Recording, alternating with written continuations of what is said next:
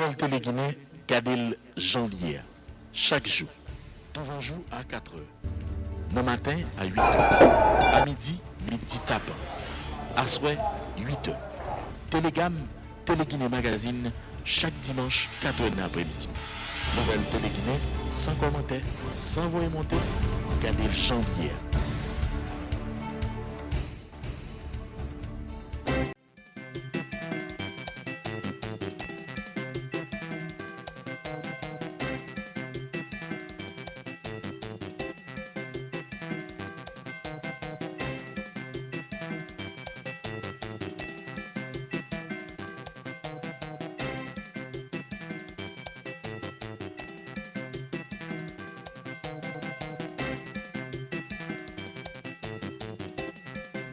Ces 3 semaines passées ensemble ont été l'occasion pour nous autres, les cadres intermédiaires, les hauts cadres ainsi que le personnel administratif de la police nationale d'Haïti, de développer, d'améliorer et de renforcer nos capacités à mener à bien des audits internes conformément aux exigences et aux normes admises au niveau international.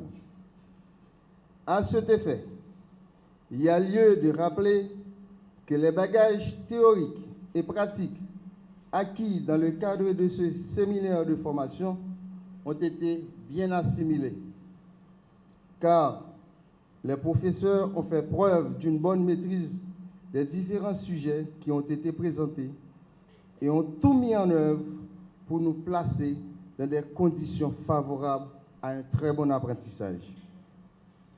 Et soyez persuadés, distingués professeurs, que le temps et l'énergie que vous avez dépensés ne seront pas vains. Les notions que vous nous avez apprises nous ont donné une bien meilleure compréhension du domaine de l'audit interne. Elles seront mises au service de l'institution policière. Pour répéter le docteur Jacquit, qui est un de nos formateurs, la moisson est grande, mais il y a peu d'ouvriers. Cependant, nous autres, nous avions le sentiment de devenir de très bons ouvriers auditeurs. Vous pouvez vous enorgueillir, messieurs les professeurs, vous avez réalisé un travail excellent. C'est de la bonne facture. Par notre organe, l'IGPNH en particulier, et la police nationale d'Haïti, de façon exceptionnelle, vous remercie chaleureusement et sollicitons de l'assistance. Un chaud applaudissement à votre endroit.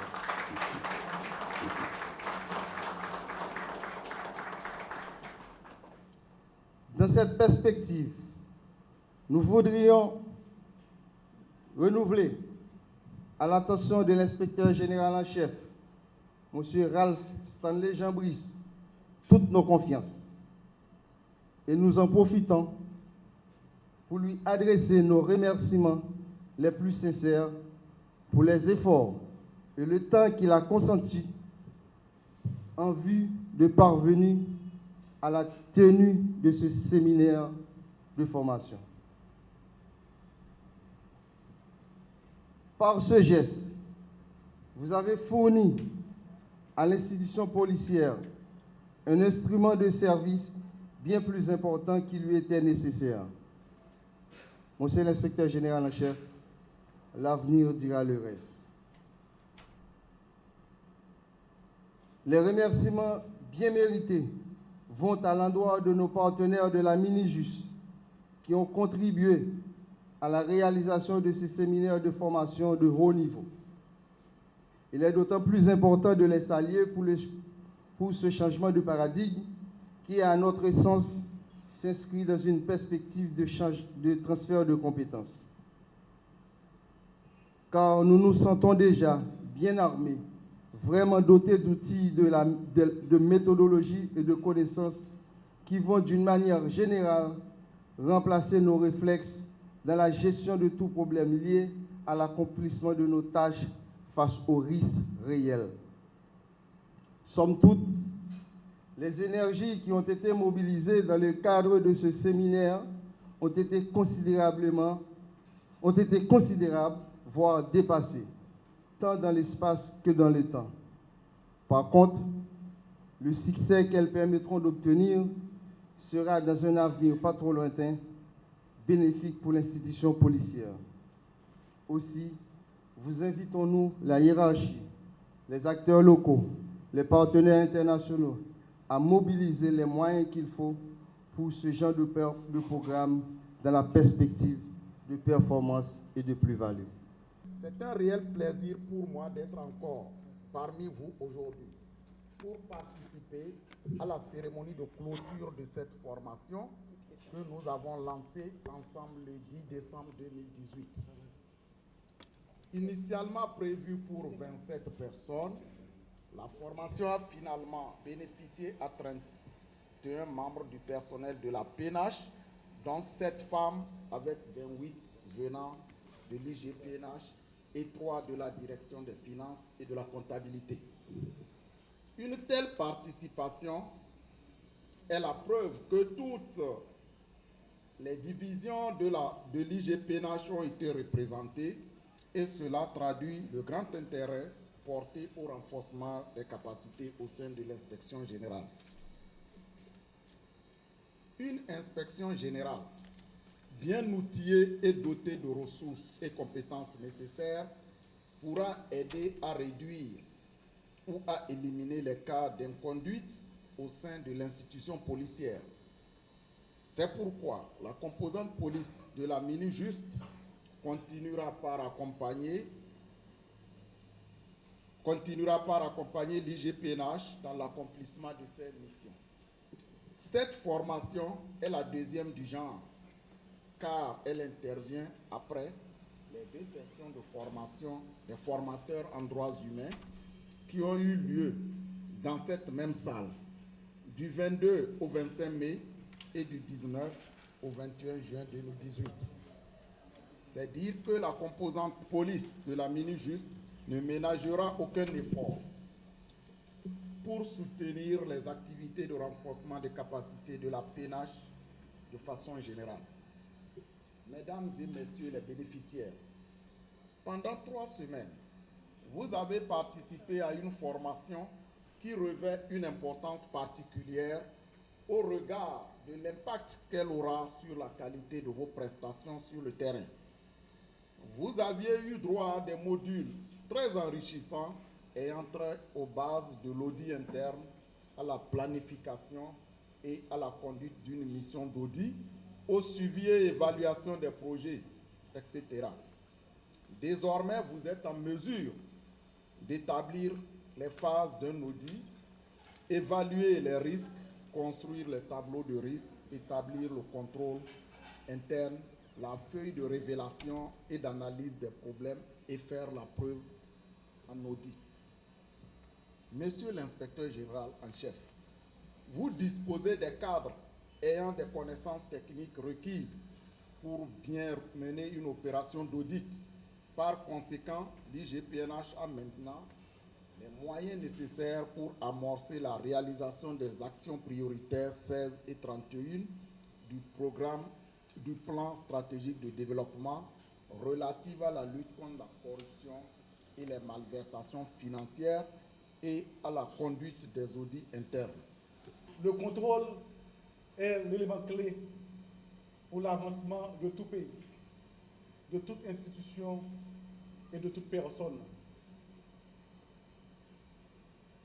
On ne saurait diriger, on ne saurait gérer une force qui s'accroît, une force vive de 16 000 hommes sans en avoir les instruments de contrôle nécessaires. L'inspection générale, malheureusement, était défaillante dans ses capacités d'auditer les ressources, les matériels et les hommes de la PNH. Conscient de cette faiblesse constatée par tous, nous avions voulu mettre en œuvre un programme de formation en audit interne qui allait bénéficier non seulement à l'inspection générale, mais à la PNH tout entière. De ce fait, des cadres dépendants de la direction centrale de l'administration et des services généraux avaient également été invités pour prendre part à la dite formation. Auditer, contrôler n'est pas une chose facile. Il faut avoir les moyens, les facultés nécessaires pour le faire. C'est pourquoi on avait choisi 2 experts chevronnés, triés sur le volet, qui ont su, durant 3 semaines, vous donner une formation de haut niveau suivant les constats effectués et suivant vos propres dires. On sait que la PNH tout entière va bénéficier de cette formation. Vous êtes la première classe d'auditeurs internes de l'institution. L'important sera de vous prouver dans les contrôles, dans les tournées d'inspection, afin que des rapports d'audit efficaces et efficients soient remis. Nous devons renforcer nos capacités institutionnelles. La mine juste s'en va. Le commissaire divisionnaire Édouard a parlé des transferts de compétences. Cette formation en audit interne en est une. La PNH se dote dorénavant des capacités internes, des hommes et des femmes bien formés qui peuvent auditer l'institution. La gestion est un élément clé de gouvernance. Un pays marche bien s'il est bien audité. Une institution fonctionne bien si également elle est bien auditée. Si nous voulons que la PNH fonctionne, si nous voulons avoir une amélioration qualitative de nos rendements, il faut que les audits se fassent de façon correcte.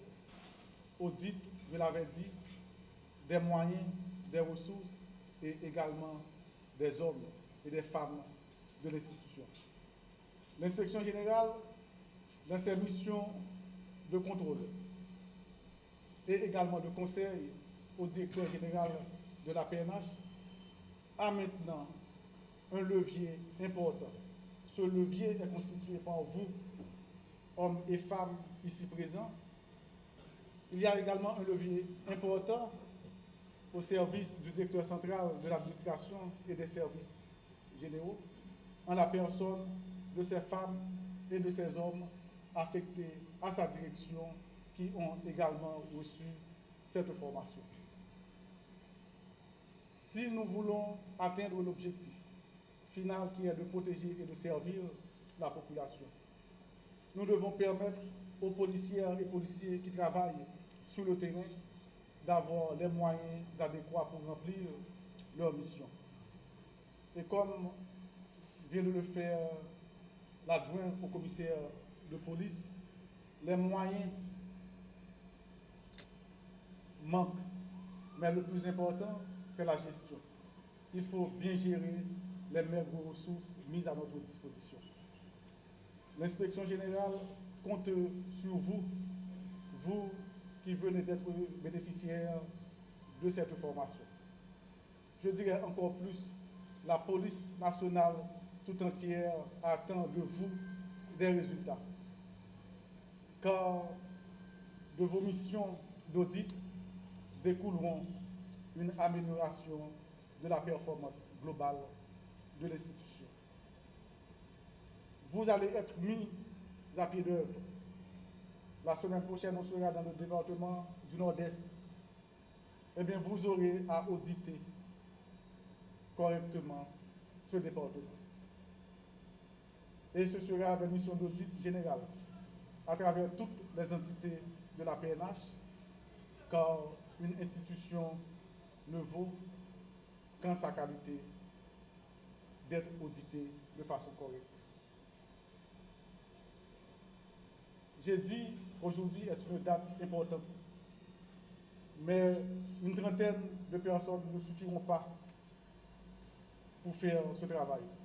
On espère qu'avec la collaboration de nos amis de la mission onusienne, que vous pourrez faire école, que nous pourrons avoir d'autres classes à venir, d'autres classes d'auditeurs internes, afin que le travail puisse s'élargir et se poursuivre.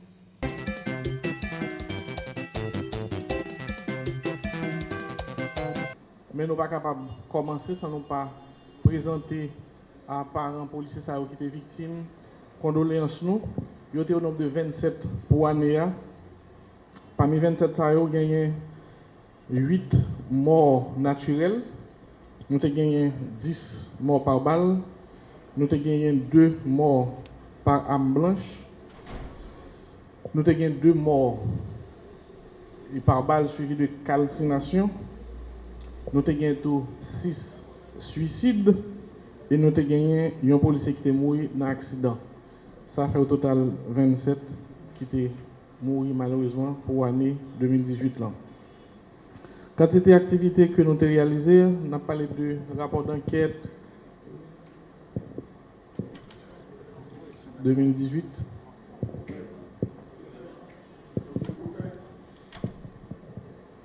Nous avons dominé le recueillement dans la mémoire 27 policiers qui étaient morts malheureusement pendant l'année.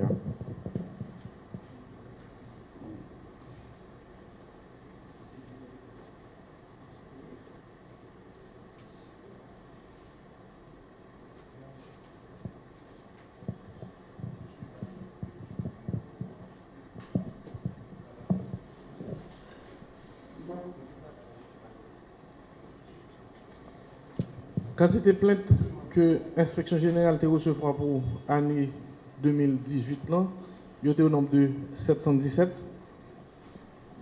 Il y a plusieurs raisons qui font pour des plaintes.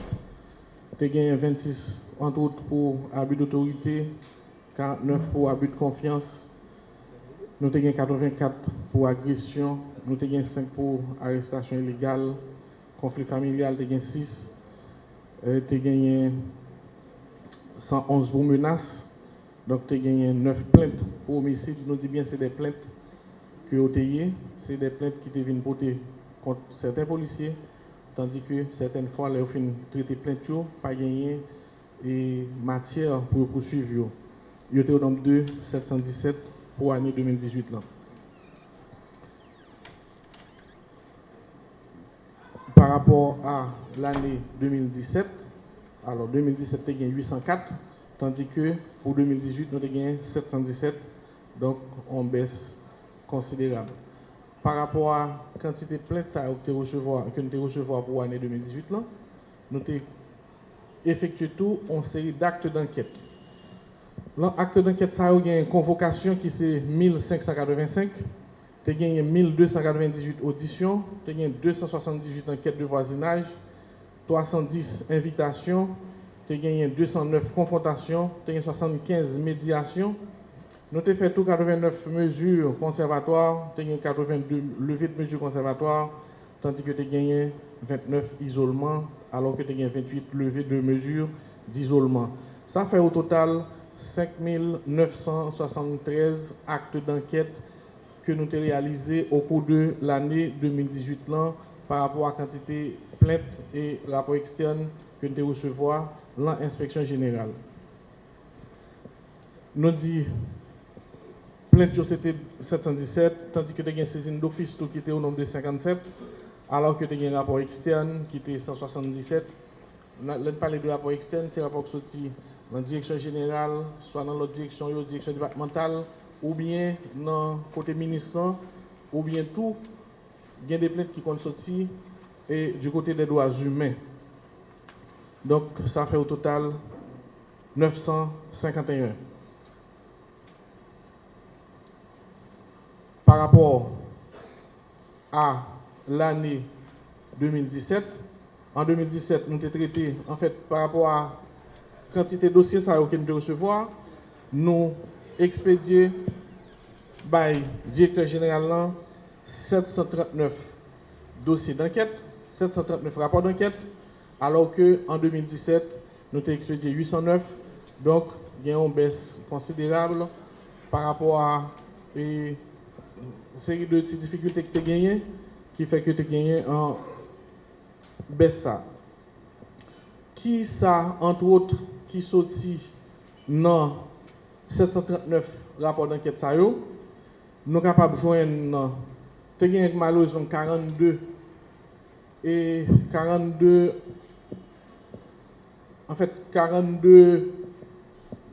mesures de révocation, mais 42 mesures de révocation ça yo, n'a dit que malheureusement gagné qui avéré c'est des policiers qui n'ont vraiment certains qui de vraiment mauvaises affaires. Donc malheureusement c'est nombre ça 42, tandis qu'il y a 58 que tu as une recommandation de mise en disponibilité contre eux, tu as 262 suspensions avec 20 blâmes, tu as 11 avertissements. Toutefois, on a dit que par rapport à la quantité de dossiers de recevoir, nous gagnons tout 254 classements. Ça veut dire que ça, c'est lorsque nous finissons de traiter le dossier, pas de matière pour suivre les policiers, donc nous faisons recommandation de classement. Nous avons également avis au pléant 416. Ça veut dire que c'est lorsque le pléant finit de porter plainte, nous finissons de traiter le dossier, et puis nous prenons le soin pour nous régler pour nous dire, mais ça qui était sorti dans le dossier que l'idée porter plainte contre les policiers. Si tu as gagné sanctions négatives, tu as gagné tout sanctions positives. C'est le cas de 70 policiers qui étaient félicités au cours de l'année 2018. Les policiers sont sortis dans toutes les 10 départements. C'est lorsque le directeur départemental suit l'évolution policière, les jeunes qui fait des actions d'éclat, qui fait des bagages extraordinaires.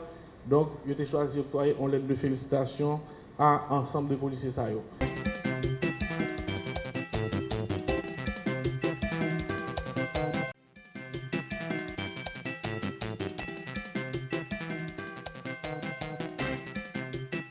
La commission économie, finances, budget et commerce du Sénat vous souhaite la bienvenue dans le cadre de l'analyse du projet de loi des finances 2018-2019. Votre participation à cette séance de travail est une opportunité pour cette commission de faire ensemble un diagnostic de la situation de la justice en Haïti et de regarder ensemble les moyens mis à la disposition de votre ministère pour poursuivre sa mission. Les prévisions de crédit du ministère de la Justice et de la Sécurité publique se chiffrent à 13,76 milliards de gourdes. Ils représentent 8% du budget national. Au niveau de son budget de fonctionnement, ces crédits sont à hauteur de 96,8%, dénotant ainsi un faible pourcentage de l'investissement.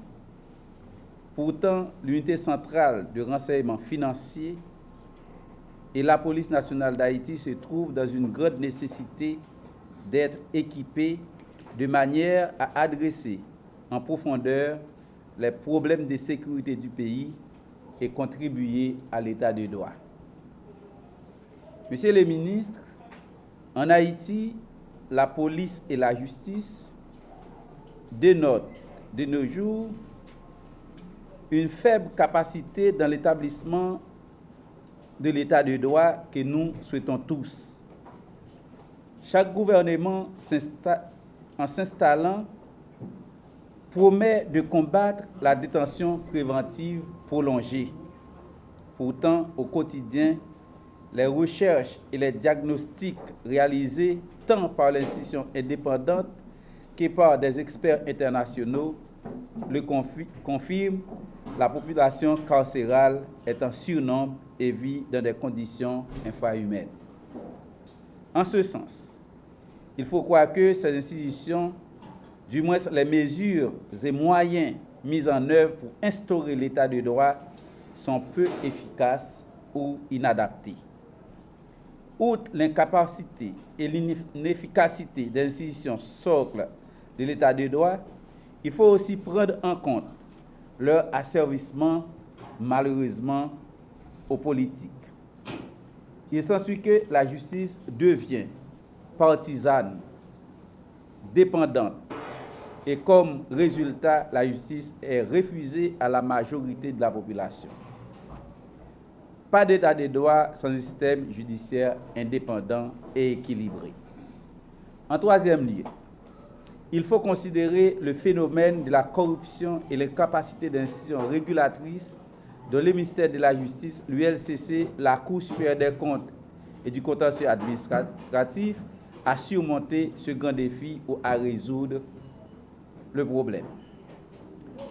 Comment, Monsieur le ministre, votre ministère, à partir de ces crédits programmés, va-t-il procéder pour optimiser les capacités d'intervention des unités spécialisées de la police nationale d'Haïti?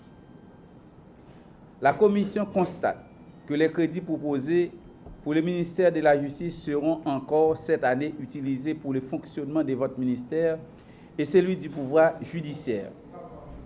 Pour garantir l'indépendance du pouvoir judiciaire, quelles sont les mesures déjà entreprises pour les transferts de compétences et des moyens au pouvoir judiciaire? Monsieur le ministre, la Commission souhaite que votre exposé, suivi des débats avec ses différents membres, contribueront à élargir sa compréhension sur le mécanisme d'exécution des dépenses programmées dans le projet de loi de finances 2018-2019. Nous demandons de crédits supplémentaires pour permettre de nous renforcer l'état civil. Parce que son droit à l'identité citoyen au gagné, dans le cadre de toute politique publique, si les citoyens n'ont pas identifié, si ne pas connaître qui nous gagnons, donc il ne faut pas prendre de grandes dispositions dans toute politique publique en général, qui pour faire connaître combien le lycée a besoin, combien l'école, combien l'hôpital a besoin. Il faut identifier les citoyens, son droit de l'homme que lié obligatoire que nous gagnons l'argent pour permettre de nous renforcer l'état civil, pour permettre de nous renforcer l'Office national d'identification. Nous, c'est au ministère de la Justice et de la Sécurité publique, où se dit non, exposé là, problème qui gagne par rapport à la détention préventive prolongée, mais où souligne tout problème de sécurité qui gagne. Pour gagner sécurité, il faut que la police en mesure pour le faire travail. Il faut gagner l'argent, il faut gagner moyen pour le faire travail. Il faut gagner effectif nécessaire pour faire. Il faut qu'il gagne matériel nécessaire pour permettre les capables de faire travail. Pour ça, nous demandons de crédit pour permettre non seulement augmenter l'effectif de la police là, pour nous gagner plus commissariat, pour construire d'autres centres de détention, parce que pendant qu'on parle de détention, il y a des questions, conditions de détention et tout qui posaient. La police là a plus performant s'il y a moyen pour le faire travailler, s'il y a assez effectif pour le faire, s'il est très professionnel, mais pour le faire tout ça, il faut qu'il y ait un crédit nécessaire, il faut qu'il y ait l'argent qui permette de faire le travail. Ça. Tout le monde a demandé sécurité, mais son droit pour chaque citoyen de sécurité, mais pour gagner sécurité, il y a un coût pour ça, c'est crédit supplémentaire nous demander pour mettre à la disposition de la police pour être capable de faire travail.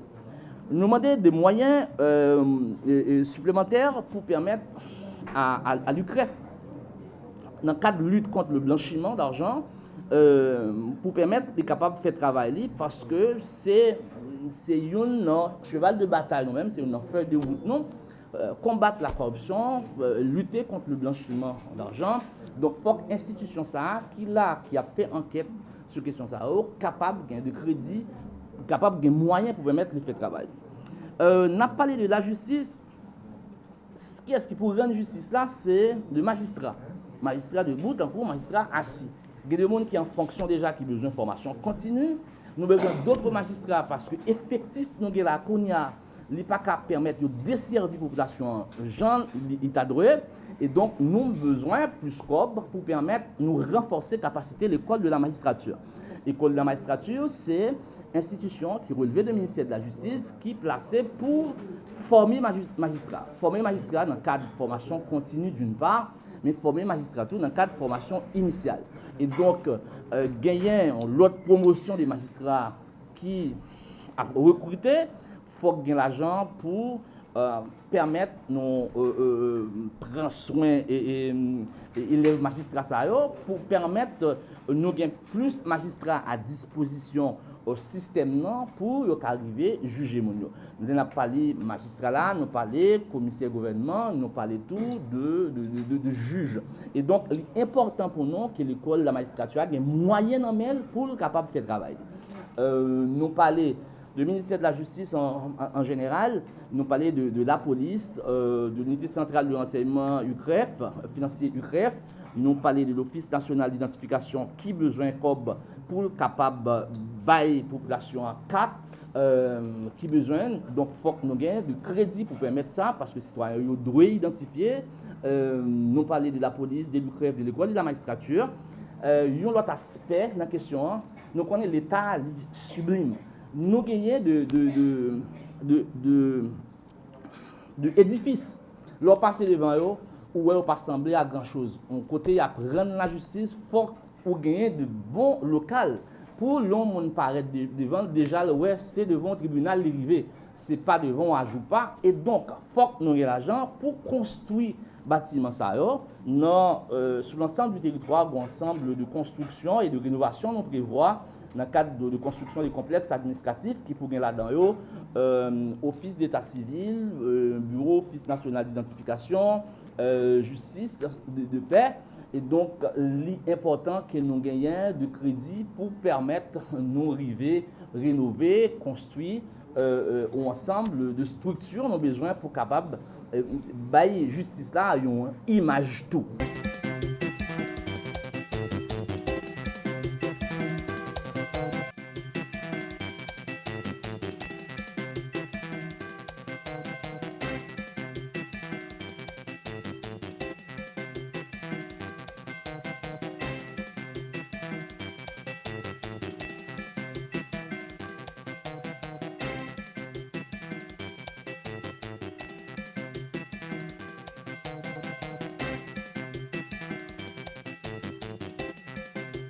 Après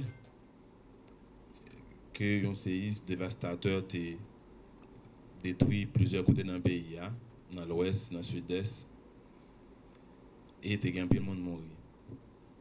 Il y a un peu de dégâts humains, dégâts matériels et autres. C'est un jour nous ne pouvons jamais oublier. Et nous devons faire en sorte à ce que l'irrité dans la mémoire collective, non? Et que ce n'est pas seulement le 2 janvier, mais c'est toujours utile pour nous rappeler que Haïti est exposé à menaces sismiques, à aléas sismiques, qui n'importe qui moment, n'importe qui l'heure, car bail des problèmes de tracas. Alors, aujourd'hui, moi en tant que représentant de direction, moi juste envie de garder avec nous, par exemple, thème dit construction, résilience sismique, tout ça, c'est qui côté nous y est, où est-ce que nous sommes 9 ans après. Est-ce que nous avons dit même genre tout le monde dans la rue, il n'y a pas de gain fait, ou du moins si on événement de ce genre, on allait à ça à manifester dans le pays encore, est-ce que nous avons dit l'État n'a pas de prendre ensemble en quelle mesure ou bien pas de gain fait en termes de réduction de risque sismique en Haïti. Donc c'est là l'intervention permanente voulait situer aujourd'hui dans le cadre d'activité qui a commémoré 9 ans séisme. Alors, d'abord, je remercie PADF, AGRK et l'autre partenaire qui ont nos possibilités. C'est toute l'autre initiative qui prend dans la période ça, c'est plusieurs qui prend. Par exemple, il y a des activités qui sont faites demain, il y a des activités pitato. Alors, justement, je me pose des questions. Où est-ce que nous sommes 9 ans après, dans la construction de cette résilience aux aléas sismiques.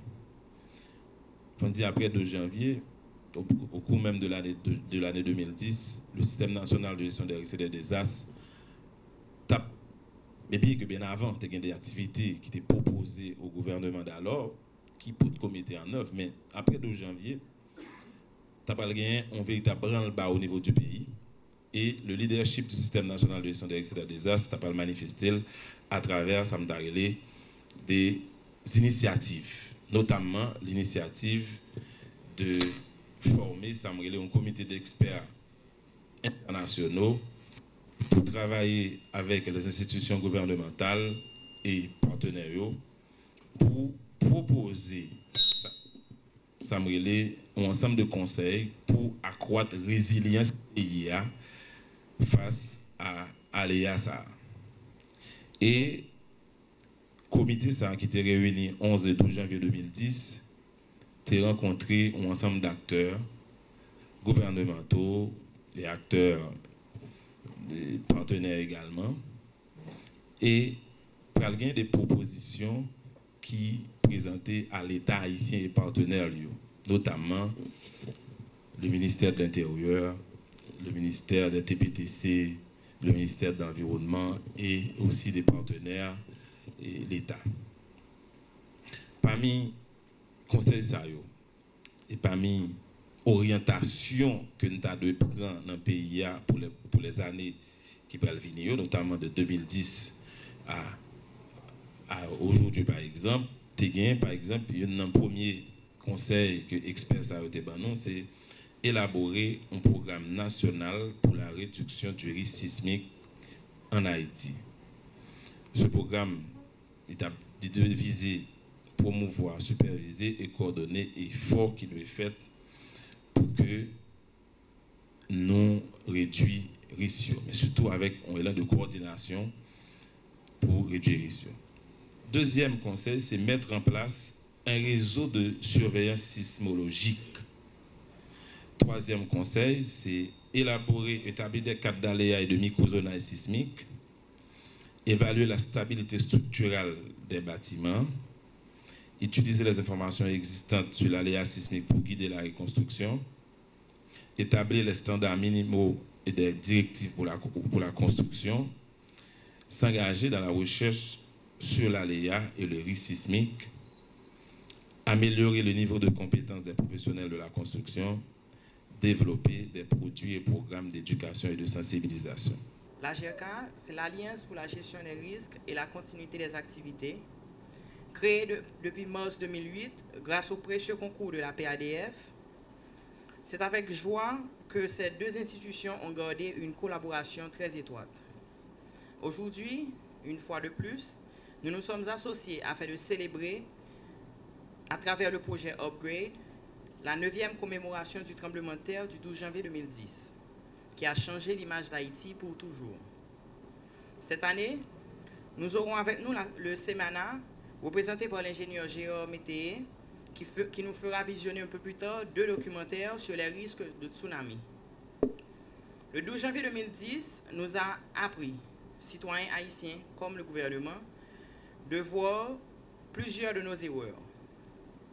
Nous avons du même coup pris conscience de nos faiblesses en termes de préparation face au risque de désastre. Malgré tout, Haïti demeure très vulnérable. Malgré l'existence des codes de construction et d'autres mesures importantes, nos constructions demeurent inadéquates. La GRK et la PADF veulent sensibiliser un maximum de personnes et d'entreprises sur les différents risques auxquels nous sommes exposés en Haïti, afin de prendre des mesures préparatoires chez eux ainsi que dans leur lieu de travail.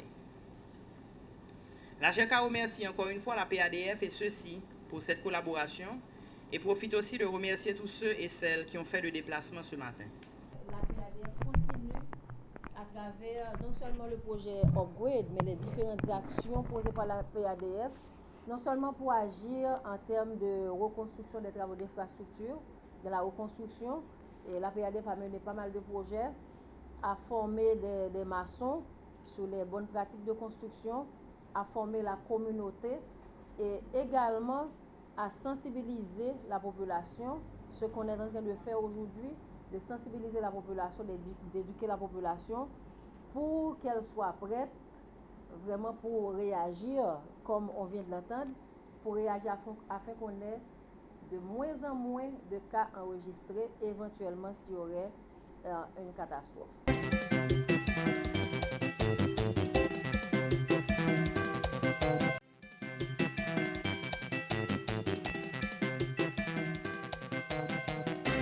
Les mouvements qui animent la lithosphère, c'est-à-dire la couche superficielle solide de la Terre rigide et constituée de roches. Donc en profondeur, elle se casse. Il y a les premières, les secondes, les ailes. Et les ailes elles-mêmes. Il y a un manque d'éducation géologique que la population elle-même n'a pas arrivé à atteindre.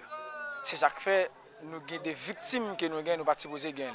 Donc nous venons donc l'important, son nécessité pour nous-mêmes en tant qu'étudiants de l'École nationale de géologie appliquée, pour organiser des séances de formation, des séances d'exposition sur les risques sismiques, précisément sur le tremblement de terre en Haïti, pour porter connaissance, éduquer la population sur phénomène naturel qui est un phénomène récurrent pour Haïti. Donc pour nous regarder comment on peut sensibiliser la population pour arriver à adapter un comportement qui est positif par rapport avec le phénomène qui produit, que nous ne pouvons pas empêcher qui produit chaque jour. La conférence était basée sur un thème qui est extrêmement important, qui c'est Haïti, le danger imminent des séismes, les enjeux socio-économiques, adaptation et prévention. Nous disons adaptation, c'est parce que le danger à lui-même, il ne peut pas faire avec, il ne peut pas retirer.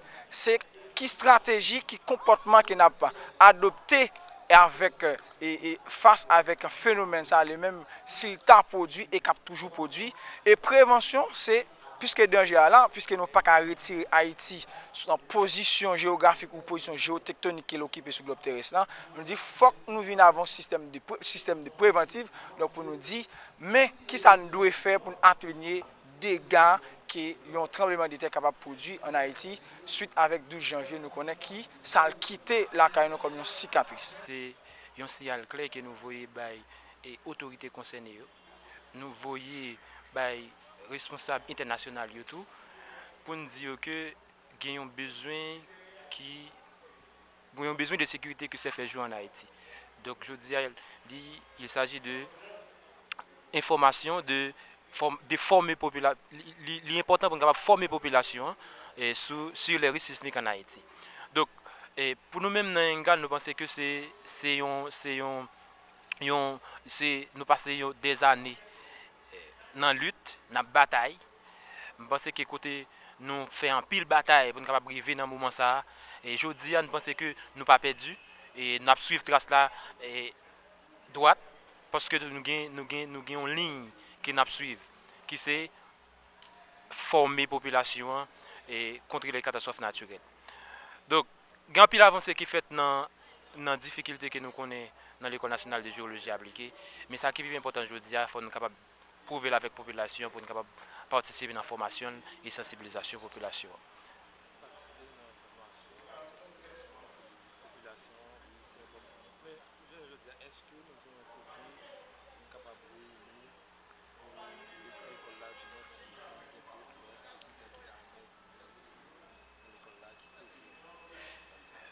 Donc je dis, après plusieurs années de lutte, nous avons dit oui, nous avons un côté, nous avons un espace qui est approprié à nous-mêmes pour nous capables continuer à apprendre, pour nous capables continuer à apprendre dans la question de géologie en Haïti.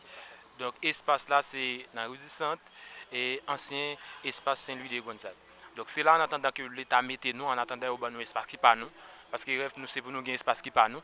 Et il y a un bagage qui est important. En Haïti, je dis, l'important, et c'est un message que je voyais avec l'autorité concernée, avec l'État. L'important pour nous capables de scientifiques par nous. L'important pour nous capables de des scientifiques par nous, pour nous former scientifiques par nous, pour nous capables de bailler la population l'information qui est nécessaire. Je dis, il n'est pas encore, je dis après 9 ans, après 9 ans, 12 janvier fin passé, donc il n'est pas nécessaire justement pour nous capables rester dans le niveau que nous sommes, pour nous toujours être dans le niveau de vulnérabilité, pour nous toujours être des gens qui en bataille qui toujours fissuré, pour nous toujours être des gens qui en battent toujours, donc il n'est pas important, il n'est pas nécessaire. Donc je dis à ces questions, c'est faut que nous formions scientifiques pas nous. Faut que nous formions des jeunes et tant que nous-mêmes à l'école nationale de géologie appliquée pour nous joindre une population, pour nous dire population mais ça gagne, justement pour mieux protéger tête.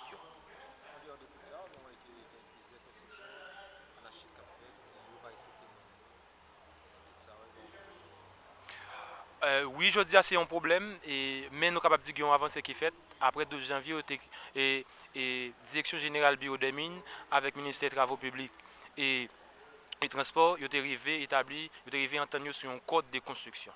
Donc, il était avec autorité locale, avec la mairie, avec autorité qui concerne, pour capable faire appliquer le code de construction. Quand il avancée qui est faite, il y a 4 de zonage qui est établi, qui dit mais côté tel type de construction capable et fait, tel type de construction capable fait. Donc à partir de là, il était avec autorité concernée, avec autorité locale pour capable faire appliquer loi ça. Donc nous-mêmes en tant qu'étudiants à l'école nationale de géologie appliquée, donc nous avons une formation assez pour nous capable former la population, pour nous capable aller jeunes dans l'école, dans l'église, dans l'organisation populaire, dans tout côté dans le monde tout, parce que c'est sciences de la terre et environnement que nous faisons ici. Donc nous pas appeler pour nous être dans la salle, nous appeler pour nous faire terrain, pour nous capable expliquer à la population, mais un jeu qui gagne tel côté, donc pour nous capable réagir, pour capable réagir très bien en face d'une catastrophe naturelle quelque part.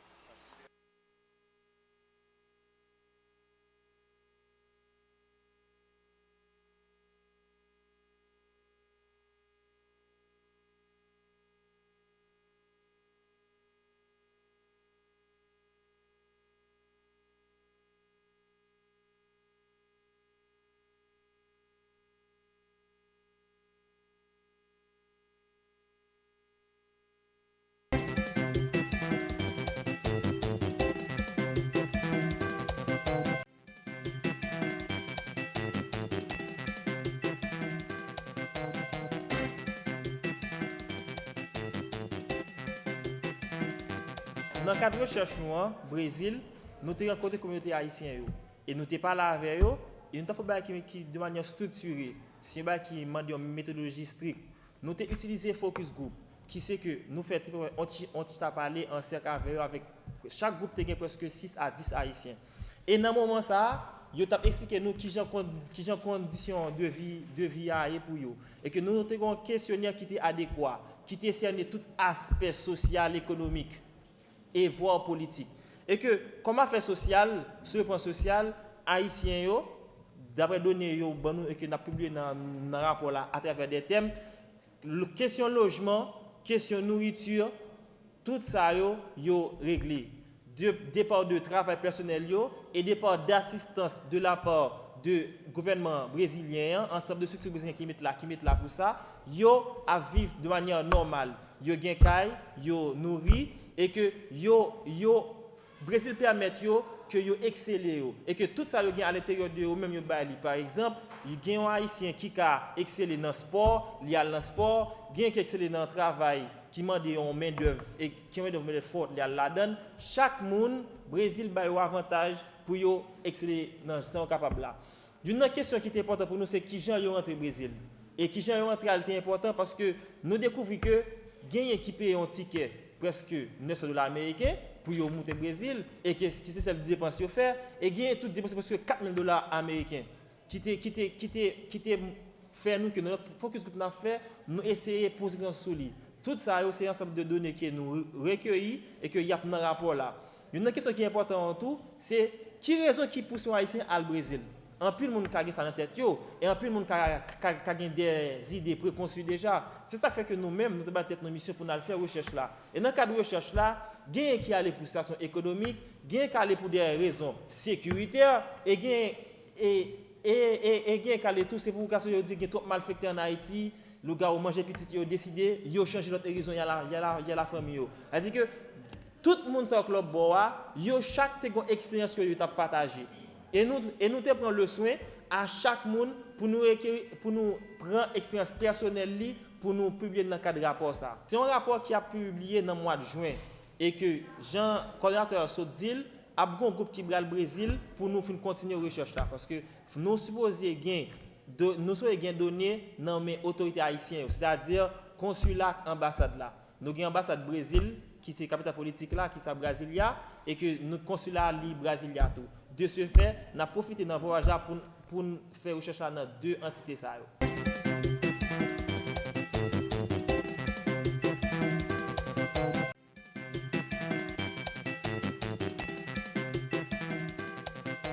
Lancement officiel congrès PMTK cap fait dans date 17 à 18 janvier 2019 cap venu là dans commune Pétionville dans local Le Villat. Sorti 8h du matin pour arriver 4h dans l'après-midi. Thématique congrès c'est le militantisme politique en Haïti qui gagne 3 points pour développer la donne, c'est enjeu, perspective, militance et avenir. 17 janvier, nous avons gagné une journée conférence avec débat avec 3 conférenciers qui pourront intervenir sous thème congrès avec l'autre point important, tant que le secteur populaire haïtien et histoire des faits politiques. 18 janvier, nous avons gagné une remise certificat pour 240 jeunes femmes et jeunes garçons qui te prennent formation politique. Nous avons gagné 60 jeunes femmes et jeunes garçons qui prennent certificat sous formation yo te prend dans gestion risque et désastre GRD. Plus nous avons gagné 93 jeunes femmes et jeunes garçons qui prennent certificat dans formation yo te prend sous matériel engin lourd tant que bacolodeur, pelle excavatrice, loader et latrier. Nous avons gagné présentation 22 circonscriptions électorales du département de l'Ouest. Côté nous pourrons remettre chaque comité communal de supervision un mandat pour continuer le travail pour faire PMTK vin plus solide chaque jour plus. Nous avons gagné un pile invité d'honneur à quelques représentants partis politiques là qui c'est PHTK, Parti haïtien Tête Calée. Nous c'est PMTK. Nous c'est plateforme militant Tête Calée. Nous c'est force Cap Montéa. Jeunesse PMTK, c'est force là.